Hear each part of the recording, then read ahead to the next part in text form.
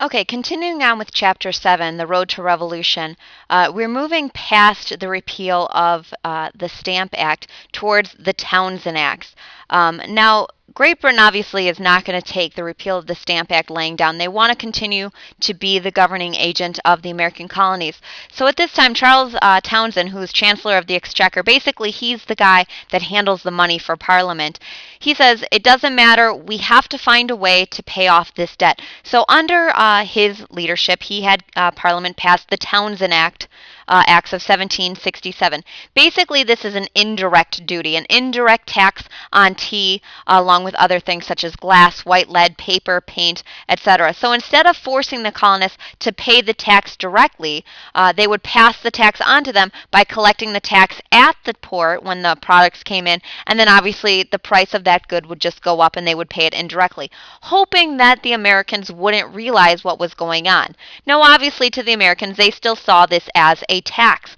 An unjust tax as well, because once again, no taxation without representation, especially since 1 million Americans drank tea on a regular basis. Also, the fact that the money that was coming out of the Townshend Acts was to go to pay the salaries of royal governors and royal judges, who their salaries had always been dependent on the colonists, and this had been the one way that colonists were able to control the royal governors and the royal judges, by withholding their salary. This is known as the power of the purse. So to bypass that power of the purse gave the power back to Great Britain, and honestly, rightfully so. But to the Americans, they were very angry about this. Now, to add insult to injury, the New York Colonial Assembly was suspended for not following the Quartering Act, and people began to smuggle more and more goods, very, very blatant, almost as open protest. Now, in 1768, obviously, the Americans are nowhere near ready for a revolution, but things are coming on the horizon. 2 regiments of British troops were sent and were stationed in Boston. Now, once again, to the Americans, the French are gone. What is the reason for needing these troops stationed in Boston? So it kind of arouses that radical Whig mentality. Who are they really controlling here? And so this anger got to such a fevered pitch that by March 5th of 1770, an angry mob of Americans attacked a group of soldiers, insults, throwing snowballs, sticks, etc. And in turn, the British soldiers opened fire on the mob, and 5 were killed, many were wounded. This was known as the British Massacre. Now, the term massacre is a little bit misleading simply because 5 were killed. Let's not be ridiculous here. But this only adds insult to injury. It only adds more fuel to the fire, this anger by the American colonists.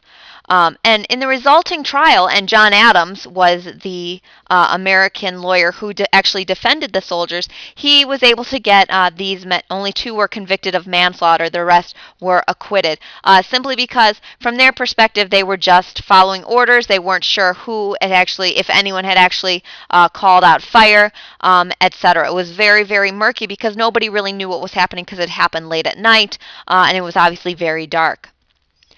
This is a very famous engraving by Paul Revere. Paul Revere at this time, who was a rabble-rouser, honestly, created this depiction of the Boston Massacre. He wasn't actually there, but this was circulated throughout the colonies, and it gives a very visual image of what the Boston Massacre was, whether it's reality or not, to cause trouble and to get Americans riled up about independence. Now, following the Boston Massacre, there is a standoff almost between the American colonists and those who are demanding more power for themselves, if not independence, not just yet, and the British government, who wants to retain power over the colonies. King George III, who is obviously king at this time, his new prime minister was Lord North. They agreed, along with Parliament, to repeal the Townshend Acts, all of the Townshend Acts except for the one on tea. Now, from their perspective, it wasn't worth rebellion to get the amount of money that they were making off of the Townshend Acts, but they kept the tax on tea out of principle. A 3-pence tax on tea showed that it was Parliament's right to tax, whether the Americans liked it or not. They had to buckle down and do what Parliament told them. What they didn't realize was how angry this was going to make the American colonists at this time. Samuel Adams at this time, who, beyond being a bar owner and a brewer, was the master propagandist of the era. Of all the founding fathers, he absolutely relied on what he called the train mob, the group of common people who would work together to overthrow or at least to change the British government at this time. So using the power of the people, Sam Adams really wanted to create this network throughout the colonies, because there is no internet, there are no phones, there's no way to keep connected from all the way up in New England all the way down to the southern colonies. So in 1772, in part through Sam Adams's efforts, they created the Committees of Correspondence. This is essentially a communication line that would move from one town to the next, an organized chain in order to spread information, to spread the resistance.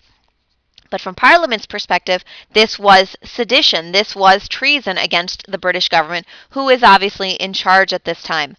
Out of this communication line, and we see this very famously memorialized with Paul Revere's famous ride, that was part of that Committees of Correspondence. Out of this communication line actually evolved that first Continental Congress, because we are creating colonial unity between the colonies. Now, add to the fact that aside from that people are paying a 3-pence tax on tea, add to that in 1773, Great Britain issued the British East India Company a sole monopoly to trade tea to the American colonies. They were trying to keep this company afloat. They wanted to ensure that they avoided bankruptcy. So by giving them that monopoly, they were the only company that could trade tea to America, which meant they could pick whatever price they wanted to. Americans were very, very angry over this. And add to that 3-pence tax on tea is still there. So across the board, and once again organizing through those committees of correspondence, colonies all over the Americas refused to let the tea in. 17 million pounds that had set sail for the American colonies didn't actually either make it to port or were turned away at the port because of demonstrations going on throughout the colonies. Where we didn't see this happen was in Boston, Massachusetts. The governor at this time of Massachusetts, obviously a royal governor, was Thomas Hutchinson. Now, he was already a little angry at the American colonists simply because his house had been burned down during that Stamp Act controversy. And he ordered at all costs that this tea needs to be unloaded in Boston's harbor. Now, he didn't necessarily agree with the tax on tea. He didn't necessarily agree with the British East India Company having the monopoly. What he did believe was that Great Britain had issued a law and that it needed to be followed no matter what. What happened actually was the Boston Tea Party. On December 16, 1773, a group of Bostonians dressed up as Native Americans to hide their identity and climbed aboard these ships that were stationed in Boston Harbor and dumped 342 chests of tea into the Boston Harbor in protest to both of these things. Now, this is obviously a huge slap in the face to Great Britain. So Great Britain decides to use Massachusetts as an example. Obviously, stuff like this was going on throughout the colonies, but Massachusetts was going to be punished for the Boston Tea Party.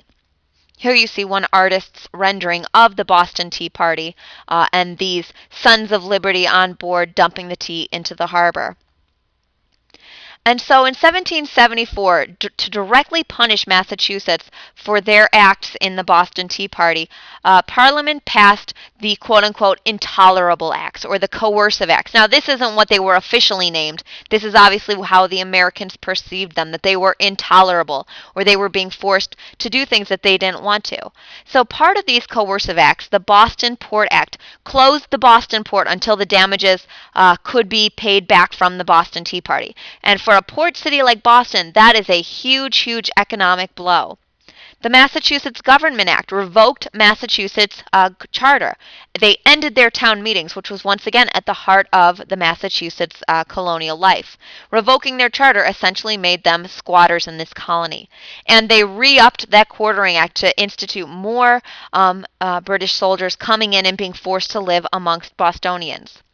Now, And to go along with this, the Justice Act, the British soldiers should a British soldier commit a crime in the American colonies, they would then be transported back to Great Britain to be charged and tried for their crime instead of tried in the American colonies. Because obviously this is proving that the British don't trust the American colonists to make the right decision. Now, a separate act passed at this time that also angered the American colonists, but is not considered part of the Intolerable Acts, was the Quebec Act.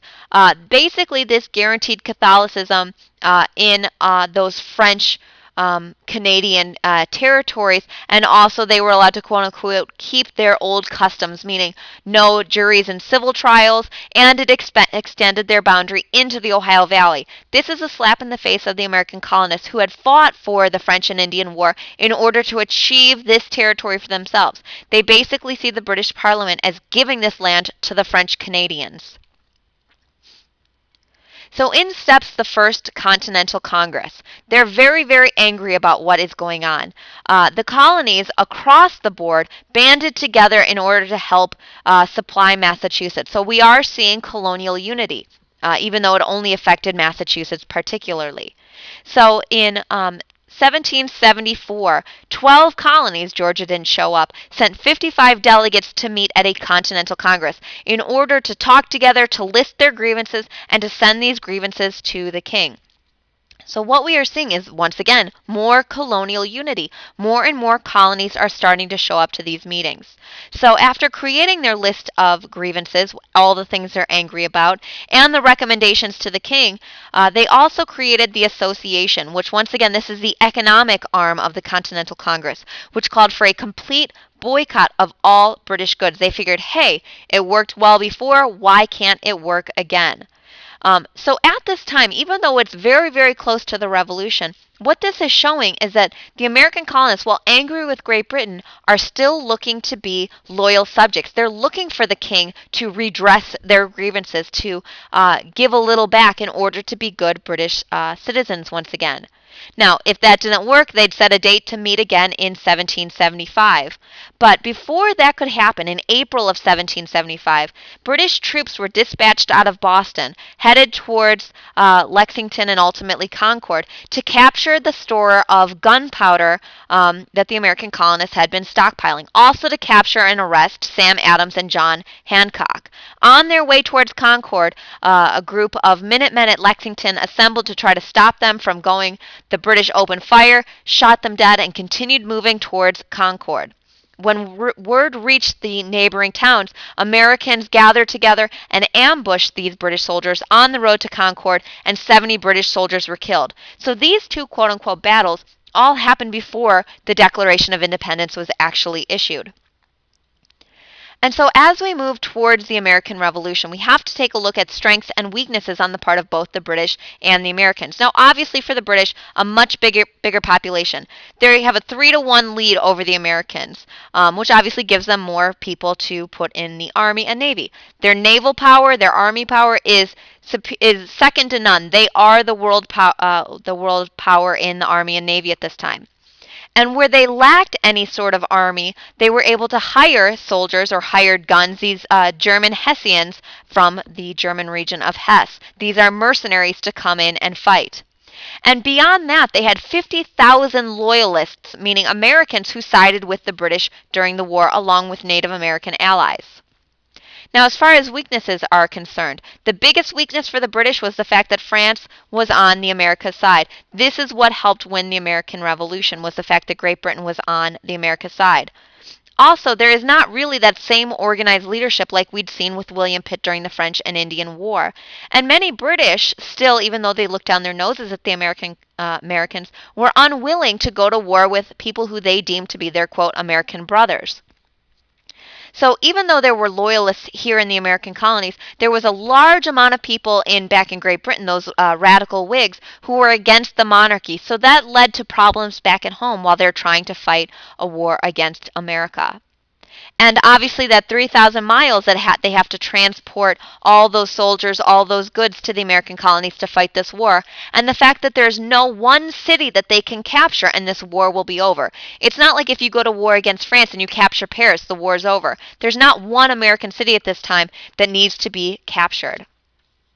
and the poor quality supplies simply because they have to transport all of this stuff across the Atlantic. Now, from the American side, a strong leadership from both their military standpoint, General Washington, people in the Continental Congress, etc.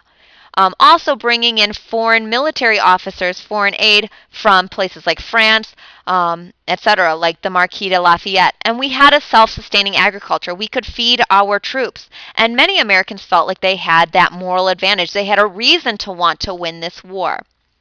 Now, obviously, from a weakness aside, there's still a long way to go for there to be some unification on the part of the American colonists. And there really was no organized government until the Articles of Confederation were ratified in 1781. Up until that point, they were operating without a real government. And add to the fact that even though there is some unity, there's still a lot of sectional disputes to go on between the northern colonies, the middle colonies, the southern colonies. And this depreciated paper money. We didn't have the same sort of economic advantage that Great Britain did. If you gave products to the American colonies, there was no guaranteeing that you were going to get paid back. So for this and the fact that soldiers would often desert when they heard that their families were in danger, there's a lot of reasons why the Americans should not have won the revolution. But lucky for us, they did.